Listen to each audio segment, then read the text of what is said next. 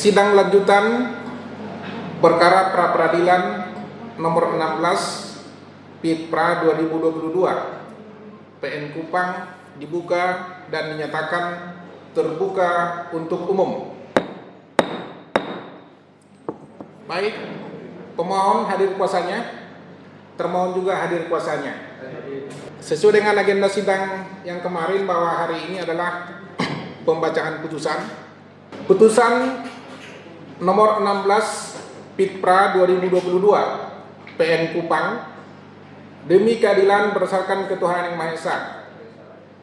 Pengadilan Negeri Kupang yang memeriksa dan mengadili perkara pra peradilan telah menjatuhkan putusan sebagai berikut atas permohonan nama Irawati Astana Dewi Uwa, tempat lahir Kupang, umur tanggal lahir 32 tahun 8 Agustus 1989, jenis kelamin perempuan, kewarganegaraan Indonesia, agama Islam, pekerjaan pegawai negeri sipil, pendidikan S1, tempat tinggal Jalan Kenanga nomor 09 RT 019 RW 007 Kelurahan Naikolan Kecamatan Maulapa Kota Kupang.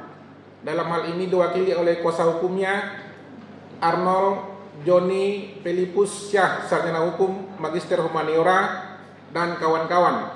Para advokat berkantor di kantor advokat atau penasihat hukum Arnold JF Syah, sarjana hukum, magister humaniora, dan rekan yang beralamat di Jalan Banteng RT 024 RW 007 Kelurahan Air Nona, Kecamatan Kota Raja, Kota Kupang, Provinsi Nusa Tenggara Timur, berdasarkan surat kuasa khusus tanggal 26 April 2022, selanjutnya disebut sebagai pemohon.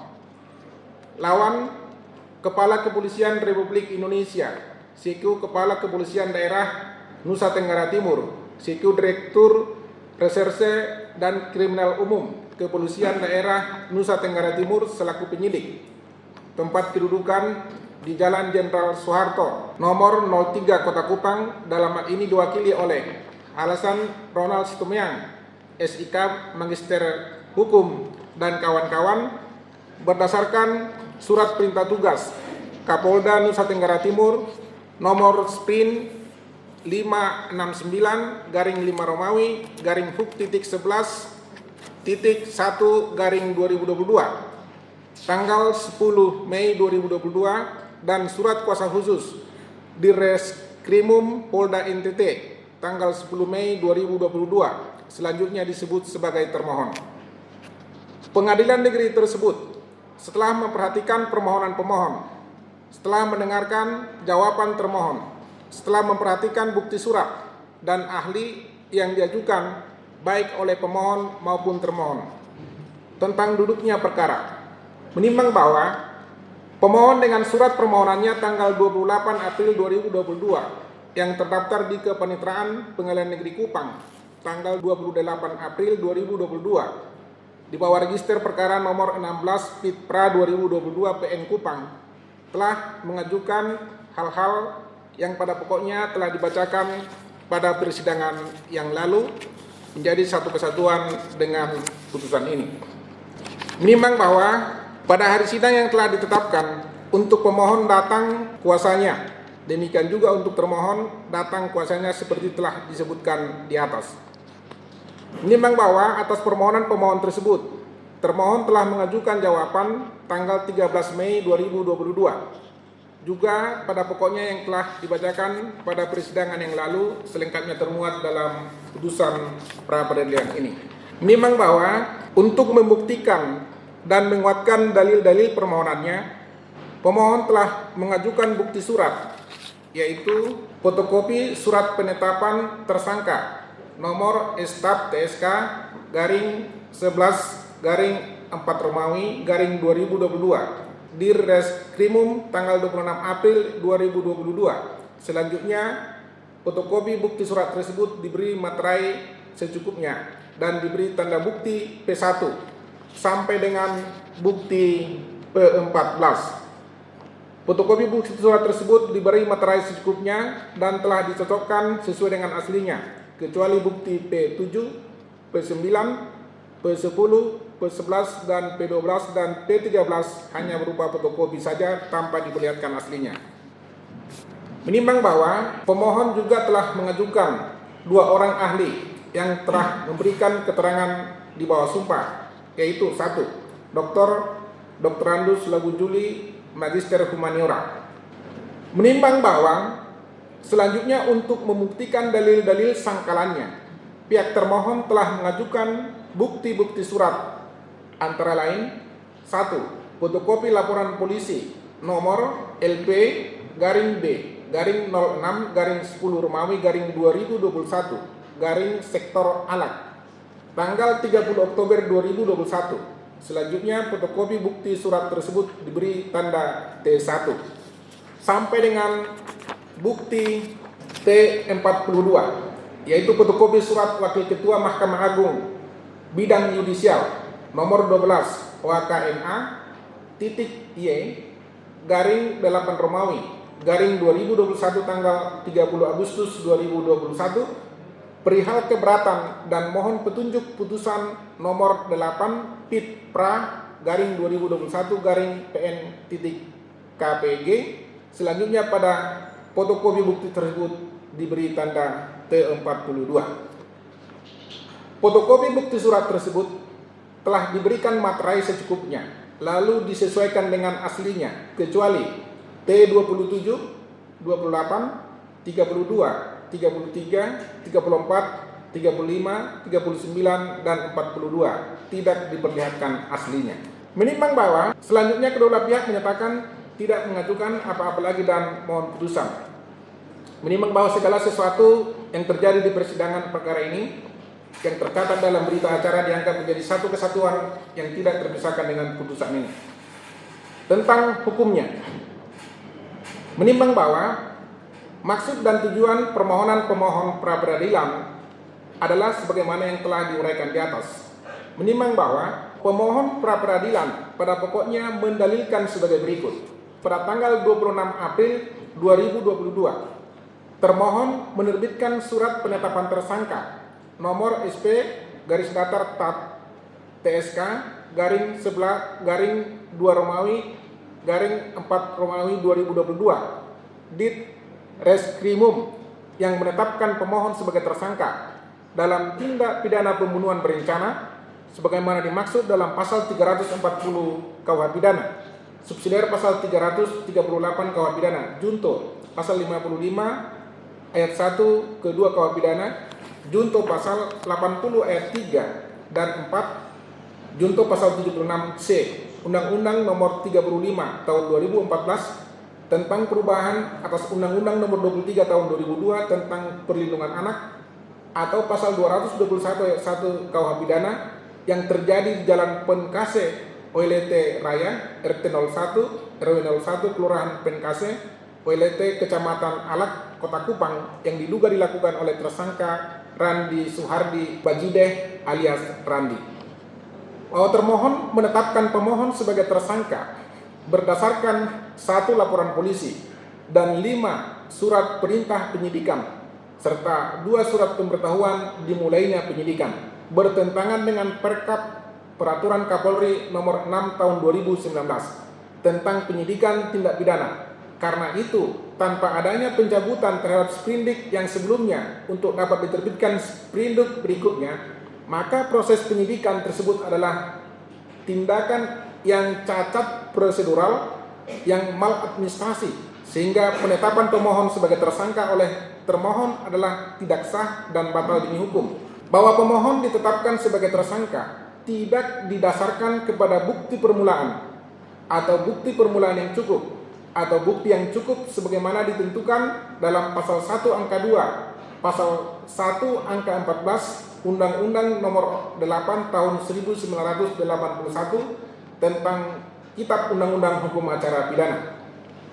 Bahwa berdasarkan putusan Mahkamah Konstitusi Republik Indonesia Nomor 21 PUU /12 Romawi /2014 halaman 98 menyatakan bukti permulaan yang cukup, bukti yang cukup sebagaimana ditentukan dalam pasal 1 angka 14, pasal 17 dan pasal 21 ayat 1 KUHP haruslah ditafsirkan sekurang-kurangnya dua alat bukti yang termuat dalam pasal 184 KUHP dan disertai dengan pemeriksaan calon tersangkanya, kecuali terhadap tindak pidana yang penetapan tersangkanya dimungkinkan tanpa kehadirannya atau in absentia. Bahwa termohon menetapkan pemohon sebagai tersangka tanpa bukti permulaan yang cukup, baik dari segi jumlah atau kuantitas, juga kualitas, serta tidak memiliki relevansi dengan unsur-unsur tindak pidana yang disangkakan kepada pemohon. Oleh karena itu, mohon agar penetapan pemohon sebagai tersangka maupun penyidikan atas diri pemohon dinyatakan tidak sah dan batal demi hukum, serta memerintahkan termohon untuk menerbitkan surat perintah penghentian penyidikan atau SP3 atas diri pemohon. Menimbang bahwa atas dalil permohonan pra-peradilan tersebut, termohon pada pokoknya menyatakan bahwa proses penyidikan dan penetapan tersangka kepada pemohon telah dilakukan sesuai dengan prosedur hukum yang berlaku. Untuk itu mohon agar permohonan pemohon tersebut ditolak untuk seluruhnya. Menimbang bahwa sebelum mempertimbangkan dalil-dalil permohonan pemohon, pengadilan terlebih dahulu akan mempertimbangkan mengenai batasan kewenangan hakim pra-peradilan sebagaimana diatur dalam pasal 1 angka 10 KUHP, pasal 77 KUHP yang berbunyi sebagai berikut. Pra-peradilan adalah wewenang pengadilan negeri untuk memeriksa dan memutus menurut cara yang diatur dalam undang-undang ini tentang a.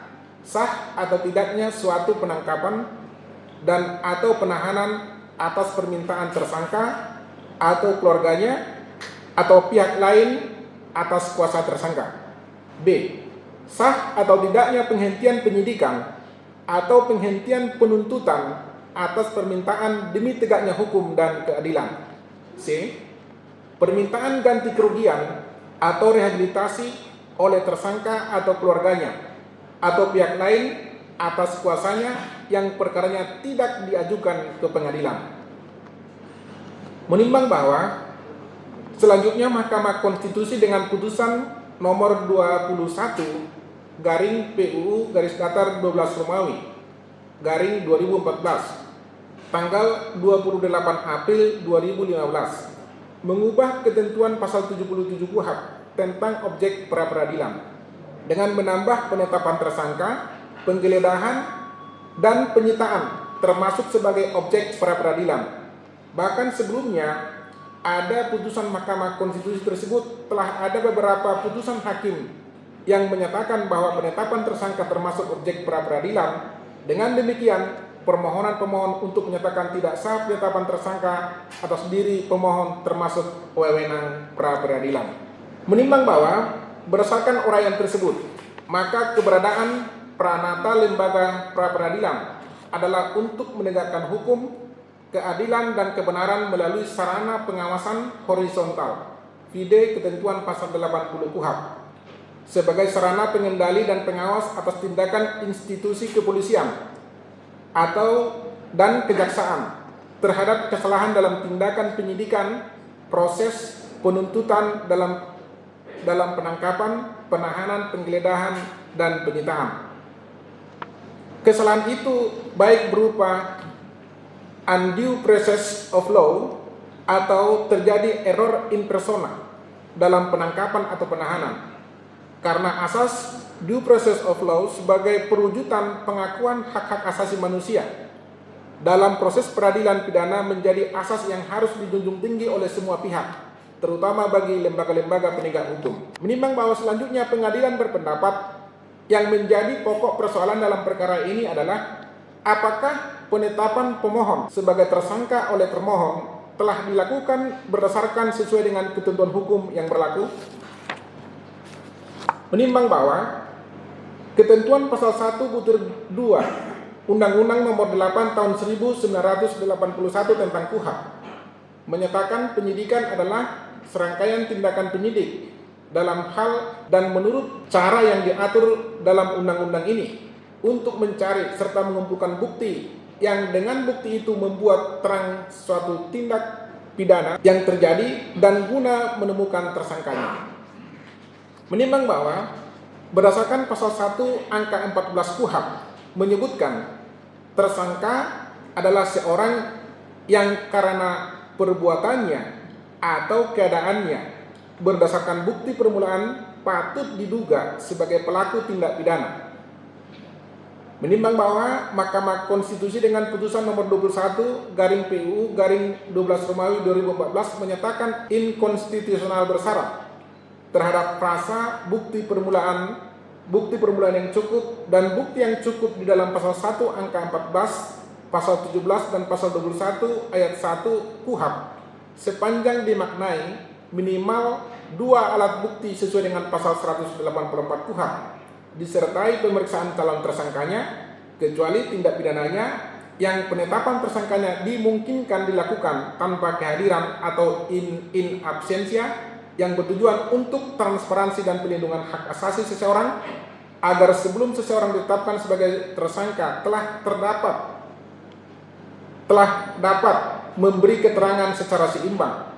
Hal ini menghindari adanya tindakan abuse of power atau sewenang-wenang oleh penyidik, terutama dalam menentukan bukti permulaan yang cukup itu. Menimbang bahwa berdasarkan pertimbangan tersebut di atas, jelaslah bahwa untuk menetapkan seseorang sebagai tersangka, maka haruslah didukung minimal 2 alat bukti yang sah disertai dengan pemeriksaan calon tersangkanya. Menimbang bahwa untuk itu hakim akan mempertimbangkan bukti-bukti yang relevan baik dari pemohon maupun termohon, sehingga pemohon ditetapkan sebagai tersangka dengan pertimbangan sebagai berikut. Menimbang bahwa berdasarkan bukti T1, yaitu adanya laporan polisi nomor LP garing B garing 06 garing 10 Romawi garing 2021 garing sektor Alak tanggal 30 Oktober 2021, yaitu tentang adanya penemuan mayat oleh Semitoto di Kelurahan Penkase, OLT, Kecamatan Alak, Kota Kupang pada hari Sabtu tanggal 30 Oktober 2021 sekitar pukul 15.30 WITA. Menimbang bahwa untuk menindaklanjuti bukti T1 tersebut, maka pihak termohon inkasu Kepala Kepolisian Sektor Alak telah menerbitkan bukti T2, yaitu surat perintah penyidikan nomor SP _ Sidik garing 36 garing 11 Romawi garing 2021 garis Reskrim tanggal 5 November 2021. Selanjutnya, karena adanya pelimpahan perkara dari Polsek Alak ke Polda Nusa Tenggara Timur, maka termohon menerbitkan bukti T3, itu surat perintah penyidikan nomor SP _ Sidik garing 473 garing 11 Romawi garing 2021 di Reskrim tanggal 30 November 2021, dan T4 surat perintah penyidikan 4 Januari 2022 karena adanya penambahan penyidik dan penyidik pembantu, maka termohon menerbitkan bukti T15 8 Maret 2022, bukti T6 tanggal 24 Maret 2022. Nimbang bahwa atas adanya bukti T2 sampai dengan bukti T6 tersebut, maka termohon telah menerbitkan surat pemberitahuan dimulainya penyidikan atau SPDP yang disampaikan kepada Kepala Kejaksaan Negeri Kota Kupang, di mana dalam tembusannya disampaikan kepada pelapor, terlapor sebagaimana dalam bukti T9 dan bukti T10. Menimbang bahwa berdasarkan bukti P2, vide bukti T11 dan T12, termohon telah memanggil pemohon untuk didengar keterangannya sebagai saksi dan keterangan tambahan sebagai saksi. Menimbang bahwa berdasarkan bukti P4, termohon telah memeriksa Randi Suhardi Bajideh pada tanggal 15 Desember 2021. Menimbang bahwa berdasarkan bukti T13, bahwa termohon telah memeriksa saksi Anita Fitriani M. Ibrahim pada tanggal 28 Maret 2022 selaku pemilik mobil Toyota Rush nomor polisi B2906 TKW yang dirental oleh Randi Bajideh, di mana pada beberapa poin keterangannya ada menyebut nama pemohon. Menimbang bahwa berdasarkan bukti T14, termohon telah memeriksa pemohon sebagai saksi pada tanggal 28 Maret 2022. Bukti T15, pemohon dilakukan pemeriksaan tambahan sebagai saksi tanggal 30 Maret 2022 dan bukti T16 dilakukan pemeriksaan tambahan sebagai saksi tanggal 25 April 2022. Menimbang bahwa berdasarkan bukti T17, termohon juga telah memeriksa saksi Julaiha Umar pada tanggal 1 April 2022. Dan berdasarkan bukti T18, termohon juga telah memeriksa saksi Susanti Mansula. Dan bukti T19, di mana termohon telah memeriksa saksi Ati Saputri. Menimbang bahwa berdasarkan bukti T20, di mana termohon telah melakukan pemeriksaan secara bersama-sama terhadap saksi Anita Fitriani, Muhammad Ibrahim, saksi Susanti Mansula alias Santi sebagai saksi 2, dan Irawati Astana Dewi alias Ua, pemohon sebagai saksi 3 pada tanggal 7 April 2022. Menimbang bahwa berdasarkan bukti T21, termohon telah memeriksa ahli Yohanes Suban Belutoe MKOM yang merupakan ahli informasi transaksi elektronik pada tanggal 29 November 2021 dan bukti T22 pada tanggal 15 Januari 2022 dan bukti T23 pada tanggal 21 April 2022. Menimbang bahwa bukti T24, termohon juga telah memeriksa ahli bahasa Christina Trens Waking SS Magister Humaniora tanggal 15 Maret 2022.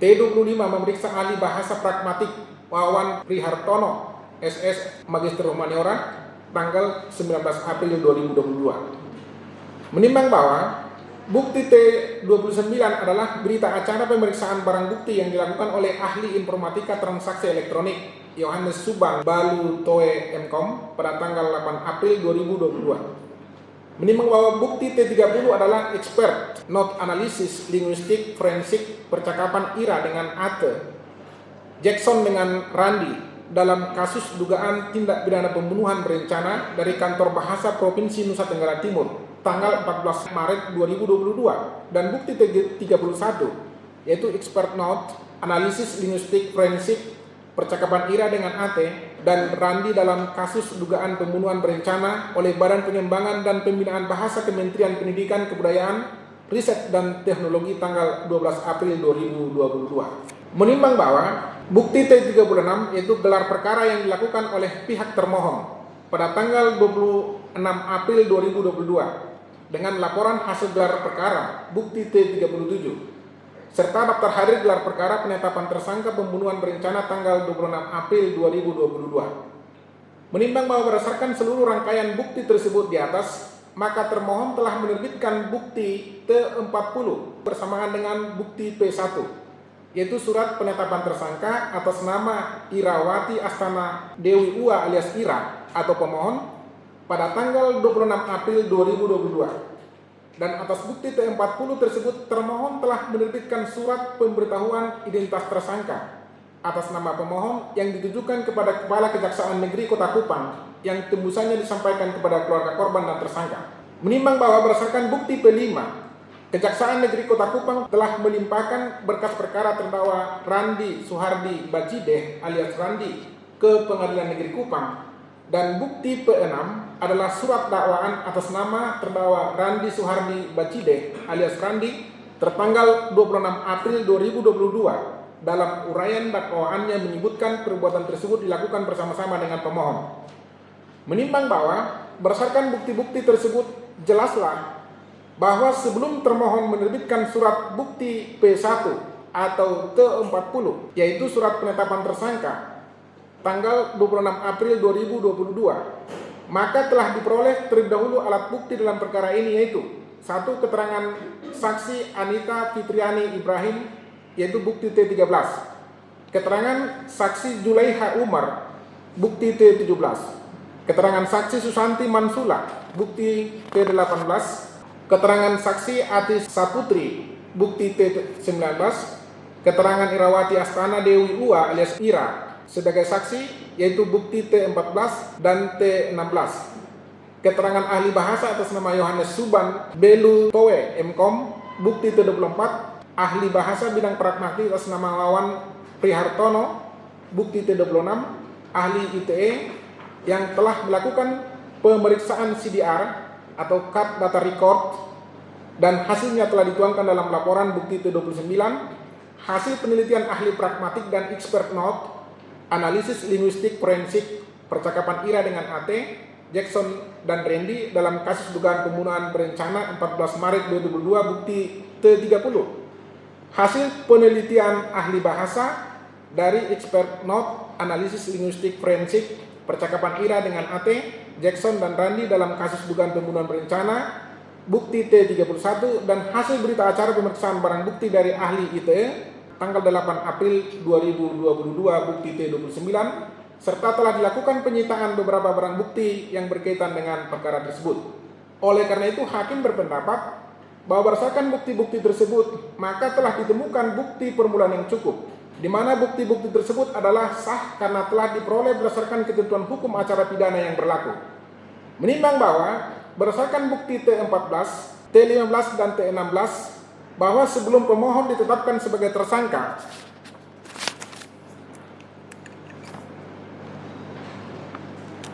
maka terlebih dahulu telah diperiksa sebagai saksi oleh termohon. Menimbang bahwa memperhatikan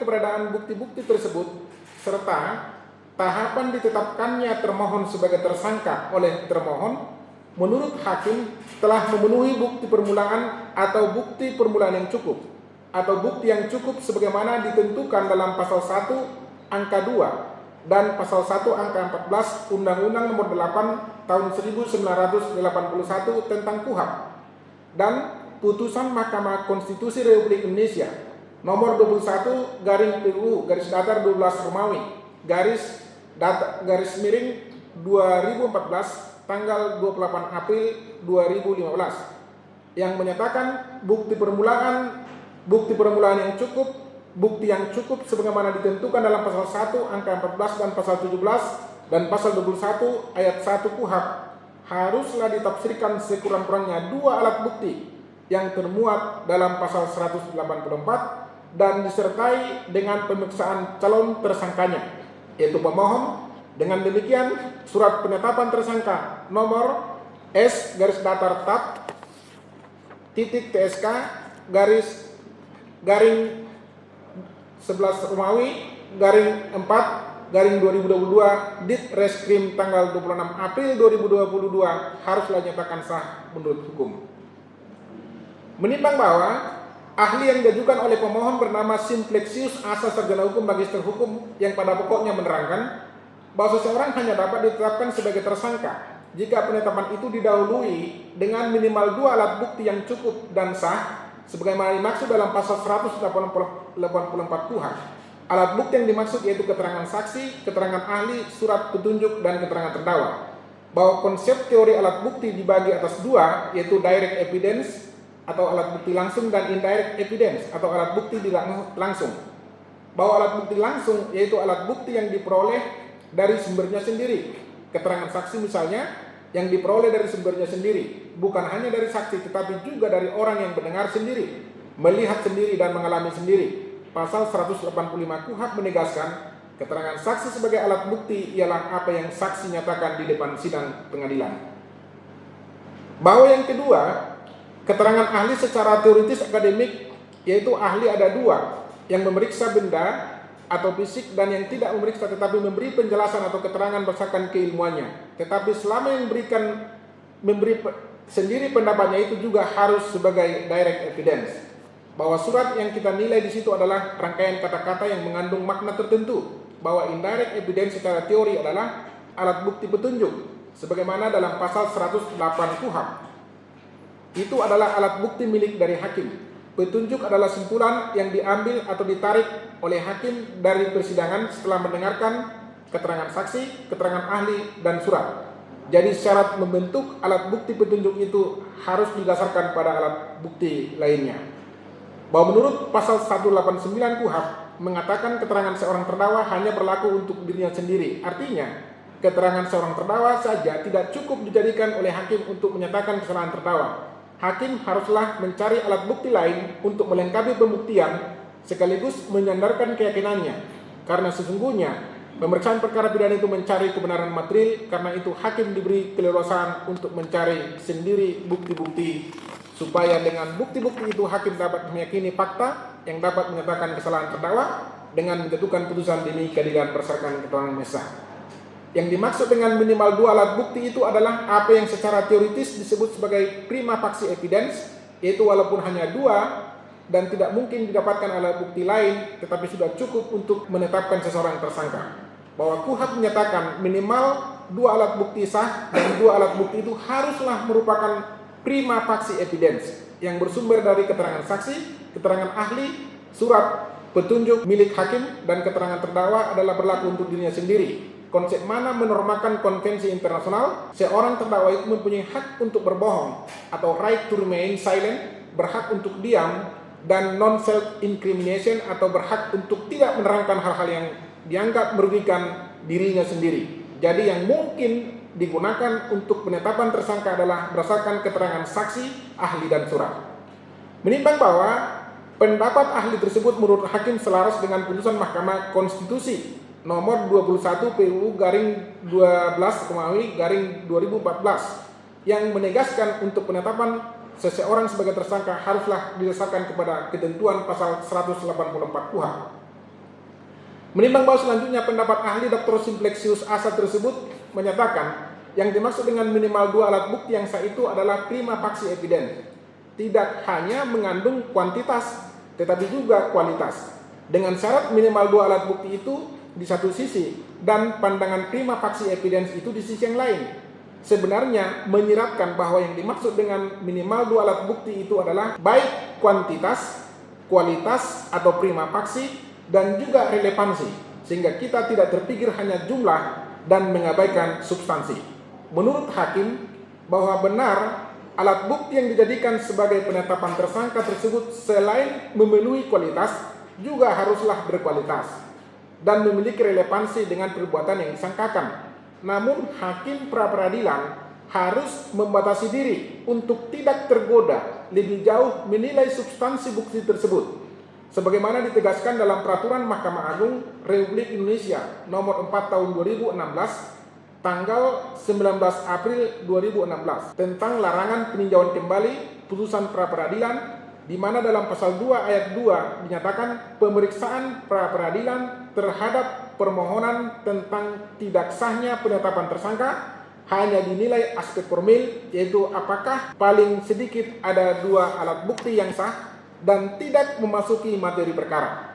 Oleh karena itu pengadilan haruslah mengenyampingkan bukti pemohon P13, yaitu putusan nomor 8 Pit.pra garing 2021 garing PN Kupang tanggal 18 Juni 2021. Menimbang bahwa ahli pemohon bernama Dr. Andus Labu Juli M.Hum yang merupakan ahli bahasa dalam bidang pragmatik yang menjelaskan konsep komunikasi menurut hakim tidak relevan dengan pembuktian pemohon atas permohonannya dalam perkara ini, karena pendapat ahli tersebut sudah terkait dengan penilaian atas bukti komunikasi antara pembicara yang satu dengan pembicara lainnya, dan ahli memberi pendapat tentang jawaban termohon dalam halaman 9 tertulis, hidup saya tidak tenang selama AT dan Lail masih ada. Menurut hakim sudah menyangkut materi perkara, oleh karena itu haruslah dikesampingkan.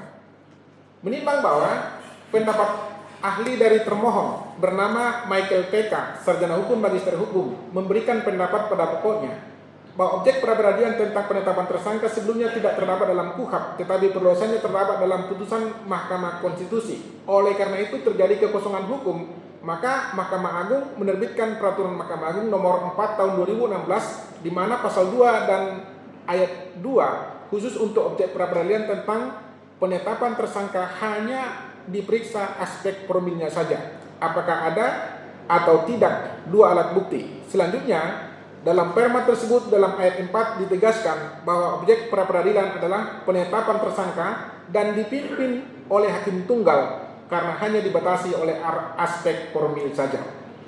Bahwa syarat menetapkan seseorang menjadi tersangka sudah diatur dalam KUHP, di mana adanya laporan polisi dan seterusnya. Pasal 1 angka 2 tentang penyidikan dikatakan bahwa penyidikan adalah serangkaian proses penyidik untuk mencari dan menemukan alat bukti, dan dengan alat bukti itu mendapat terang tentang perkara itu dan menetapkan tersangkanya. Kemudian untuk sampai pada level untuk menetapkan siapa tersangkanya di dalam KUHP, itu disebut dengan bukti permulaan.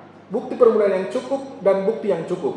Kemudian dengan putusan Mahkamah Konstitusi nomor 21 garing PU garing 12 Romawi 2014 dijelaskan bahwa penetapan seseorang sebagai tersangka itu harus didasari dua alat bukti sebagaimana dimaksud dalam pasal 184 ayat 1 KUHP, yaitu keterangan saksi, keterangan ahli, surat petunjuk dan keterangan terdakwa.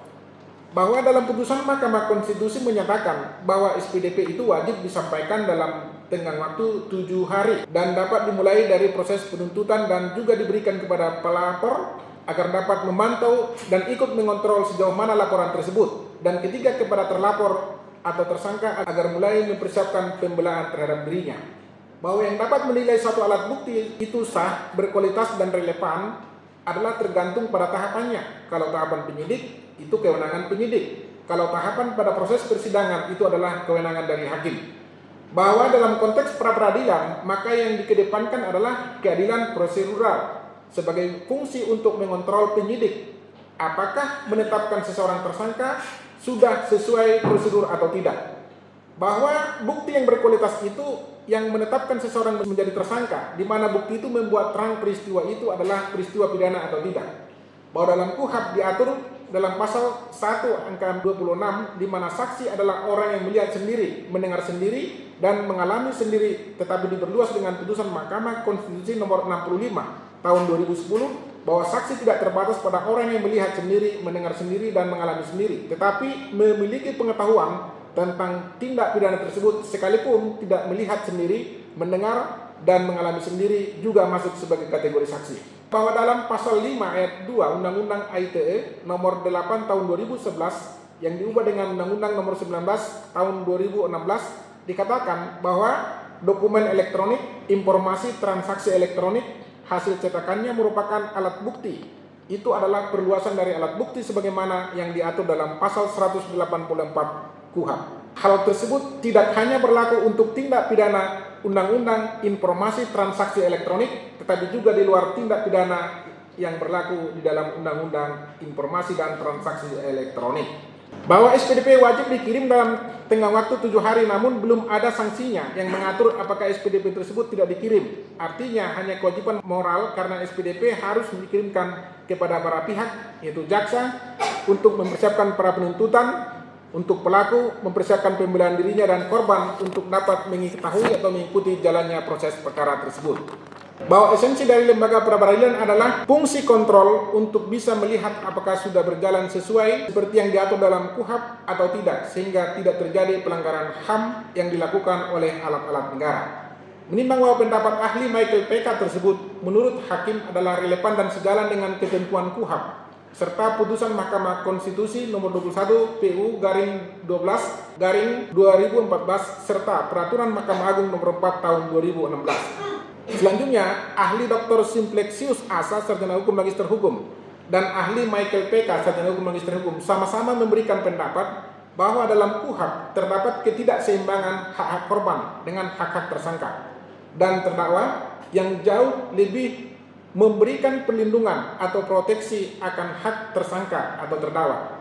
Lebih jauh, ahli Michael PK menyebut hak tersangka itu mulai dari pasal 50 sampai dengan pasal 72 KUHP, sedangkan hak korban paling ditempatkan sebagai saksi, sedangkan korban yang sudah meninggal hanya izin dari keluarga untuk dilakukan autopsi dan juga untuk melakukan pra-peradilan terkait dengan SP3. Kurang lebih hanya 3 atau 4 hak korban. Karena itu bahwa nuansa dan filosofi KUHP terlampau memberikan overprotektif terhadap tersangka. Karena itu memang dalam perkara pra-peradilan ahli melihat aspek filosofi dalam Perma nomor 4 tahun 2016 khusus tentang penetapan tersangka hanyalah dinilai dari aspek formilnya saja. Itu untuk memberikan keseimbangan hak asasi manusia pelaku dan hak asasi manusia korban. Masyarakat tidak boleh hanya melihat tentang HAM-nya pelaku saja, tetapi juga upaya termohon untuk memberikan perlindungan hak asasi manusia dari korban. Selain itu, dari pra-peradilan korban tidak dihadirkan untuk berbicara tentang dirinya di persidangan. Kalau korban sudah meninggal, maka ia diwakili oleh bukti-bukti lain terutama visum et repertum dan autopsi. Menurut hakim, pendapat tersebut beralasan menurut hukum bahwa penegakan hukum pidana itu harus bersendikan 3 hal, Yang pertama, aspek legal justice atau keadilan hukum. Yang kedua, moral justice atau keadilan moral. Dan yang ketiga, social justice atau keadilan sosial. Menimbang bahwa berdasarkan pertimbangan tersebut di atas, dalil permohonan pemohon yang menyatakan penetapan pemohon sebagai tersangka tidak berdasarkan bukti permulaan yang cukup adalah tidak beralasan hukum. Menimbang bahwa mengenai alasan pemohon yang menyatakan adanya 5 sprindik dalam perkara ini, menurut hakim tidak relevan dijadikan sebagai alasan pra-peradilan, sebagaimana telah dipertimbangkan di atas, karena adanya pelimpahan kasus perkara ini dari Polsek Alak ke Kepolisian Daerah Nusa Tenggara Timur, serta adanya pergantian dan penambahan personil penyidik maupun penyidik pembantu yang merupakan kewenangan dan polisi ataupun kebijakan dari termohon dalam penanganan suatu perkara pidana. Menimbang bahwa berdasarkan pertimbangan tersebut di atas, pengadilan berpendapat bahwa penetapan dan pemeriksaan pemohon sebagai tersangka dalam perkara ini telah dilakukan berdasarkan ketentuan hukum yang berlaku. Dengan demikian, permohonan pemohon pra-peradilan tersebut haruslah menyatakan tidak berdasarkan hukum dan ditolak untuk seluruhnya. Menimbang bahwa karena permohonan pra-peradilan dari pemohon dinyatakan ditolak, maka pemohon berada di pihak yang kalah, maka kepadanya dibebankan untuk membayar biaya perkara yang nantinya disebutkan dalam diktum putusan ini. Menimbang bahwa mengenai bukti-bukti surat dari pemohon dan termohon lainnya yang belum dipertimbangkan karena dinilai tidak relevan, maka tidak perlu dipertimbangkan lebih jauh lagi. Memperhatikan ketentuan Undang-Undang Nomor 8 Tahun 1981 tentang KUHP, Junto Putusan Mahkamah Konstitusi Nomor 21 garing PUU garis datar 12 Romawi garing 2014 tanggal 28 April 2015, Junto Undang-Undang Nomor 48 Tahun 2009 tentang kekuasaan kehakiman dan Peraturan Mahkamah Agung Republik Indonesia Nomor 4 Tahun 2016 tentang larangan peninjauan kembali dan putusan pra-peradilan serta ketentuan hukum lain yang berkaitan dengan perkara ini. Mengadili, menolak permohonan pemohon pra-peradilan tersebut untuk seluruhnya. Menghukum pemohon untuk membayar biaya dalam perkara ini sejumlah nihil. Demikian diputuskan pada hari Kamis tanggal 19 Mei 2022 oleh kami, Derman Parlungguan Nababan, Sarjana Hukum Magister Hukum, Hakim Pengadilan Negeri Kupang sebagai hakim tunggal yang ditunjuk berdasarkan penetapan Ketua Pengadilan Negeri Kupang nomor 16 garing PIT.PRA garing 2022 garing PN Kupang tanggal 16 April 2022, putusan mana diucapkan dalam sidang yang terbuka untuk umum pada hari itu oleh hakim tersebut, dibantu oleh Emilia Rohikana, Sarjana Hukum, Panitra Pengganti pada pengadilan negeri tersebut, dengan dihadiri oleh kuasa hukum pemohon dan juga dihadiri oleh kuasa hukum termohon. Jadi demikian pihak pemohon dan termohon, putusan pra-peradilan dari majelis dari hakim telah dibacakan sesuai dengan ketentuan hukum bahwa tidak ada upaya hukum terhadap putusan ini. Dengan demikian, pemeriksaan perkara ini telah selesai dan sidang dinyatakan ditutup.